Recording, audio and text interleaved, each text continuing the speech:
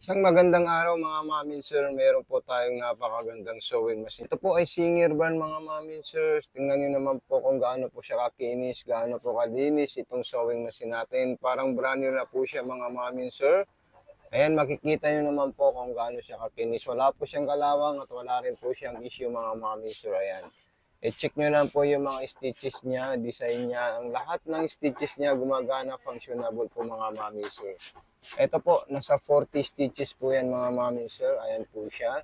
Okay, dito po tayo mamimili. 1, 2, 3, 4, 5. Ito po ay selector ng stitches at design natin mga mami sir.